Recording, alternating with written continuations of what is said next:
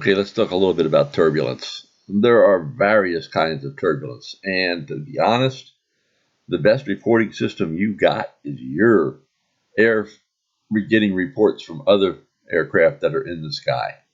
They're just very difficult to forecast turbulence. We have some things we can look for, but it's really nice to have ground truth, and you all that are up there in the sky are the ground truth.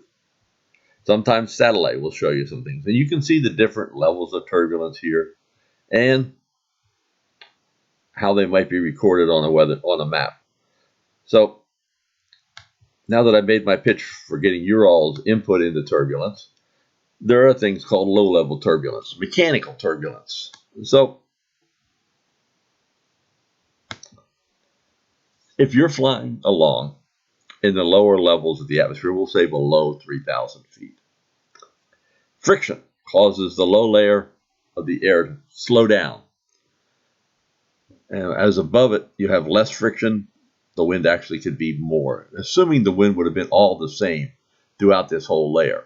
So what you wind up with is literally a circular motion that forms. You can see this sometimes when you see rows of cumulus clouds in the summertime or even in the wintertime. They're not near a mountain, they may be over the plains or just flat land, and you'll just see these different rows of clouds. This is the mechanical or low-level turbulence. If you were flying through those, every time you would have an area that you had uprise, and you would have an area that was down. And you might even change some direction in your change of wind speed. So you have the wind shear, but you're also going to have turbulence in that area. So that's one type of turbulence. Just plain old normal weather, clear skies, low-level turbulence. If you're flying in a small aircraft, you're going to notice it. So we move on from that, and we have mountain and valley turbulence. It gets more complicated. Winds going across the gentle sloping valley produce updrafts, and downdrafts on the other side, side B. So you have wind coming up here. It's going to be coming upwards. You're going to get some obviously lift. May even form a few clouds. We'll say it's a fairly dry day today, though, if the winds aren't. But then gravity is going to take over and begin to pull this air down into this valley. It's going to pick up some speed, and then it's going to pump back up again. So you're getting a mountain valley wave in here. And with that, you're going to get turbulence around. And these are things you should expect when you're flying through the mountains. And you can really see it if it's really compressed. Say you have 50, 60 knots of wind moving up the mountain. It's going to get slowed and slowed. But then it's going to reach its peak, and there is going to be extreme wind shear. And all right at the top of the mountain or just on the downslope side as this wind just takes off down that mountain. Sometimes it's really dense, cold air that's worked its way upwards to the top of the mountain. And now it's just going to come crashing down. Cold air is denser than warm air that was down below it. So it's just going to take off down slope. You can see these in katabatic waves sometimes out in the mountains in Cheyenne or whatever, in some areas like that. You might even get them on the East Coast sometimes, where it takes a while. But particularly on the west coast of the U.S., where it may be a 10,000-foot mountain, this cold air has to get high enough to get over. But once it does, it's got 5 to 10,000 feet below it. It can go right straight down. And that's going to be really increasing its speed. Santa Ana winds in California can be considered something like this. And again, this is a form of turbulence that you've got to deal with. So,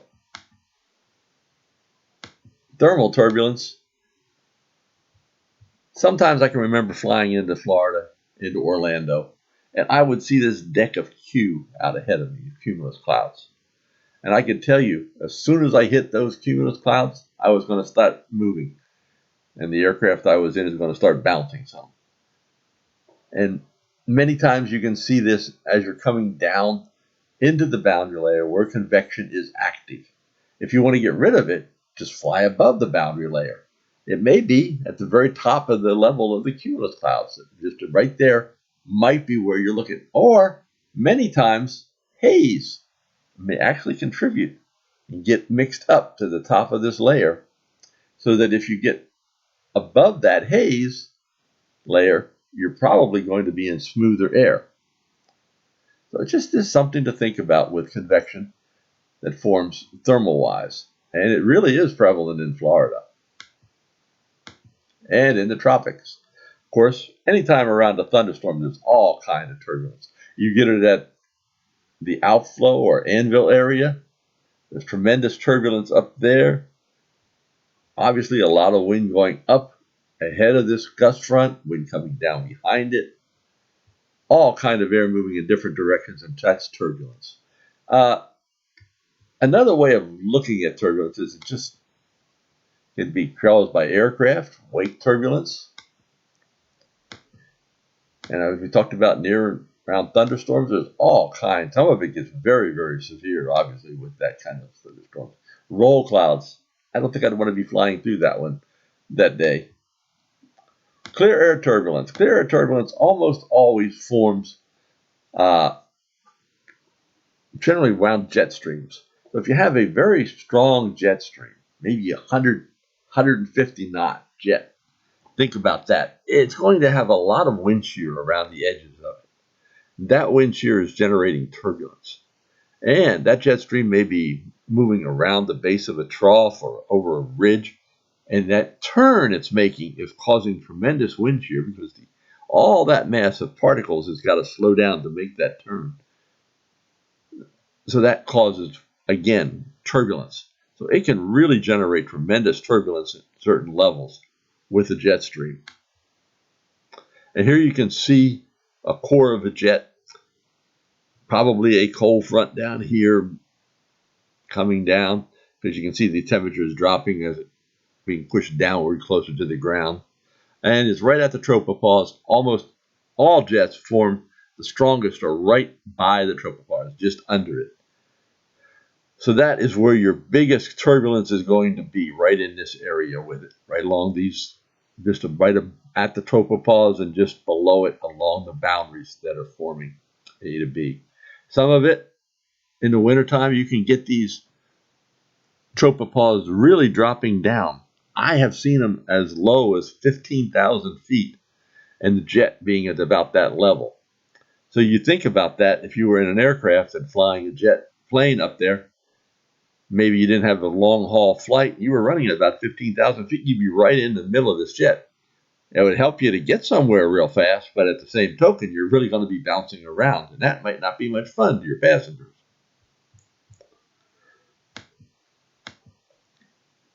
And you can see that the way it does that. Now, mountain waves, think about it, when they come down, they're going to go bounce back up. Now, if there's some instability, especially in the lower part, these can really get very violent. Think about it in the wintertime. You have very, very cold air that's coming in aloft. Down at the ground, there's still some sun hitting it, maybe. So you might get fairly significant lapse rates in that low level. And that's going to cause these very violent rotors that occur downslope on the mountains. You can see them in the Appalachians, big time. You can also see them out in the Rockies. So, again, that is something to be watchful for. So, here's some reports of turbulence, and these are basically, a lot of this is mountain turbulence, mountain waves. I wanted to show you a goes west sector. It's hard to spot, but you can see lenticular clouds right along in this area, right in here. And there are probably some, too, coming off the mountains that are over by Seattle and all. So that's where the low-level turbulence is coming from today. So you can actually pick it up on these clouds sometimes. And that may be your first indication. Again, prediction center, you can see very good onshore flow there, very nice winds.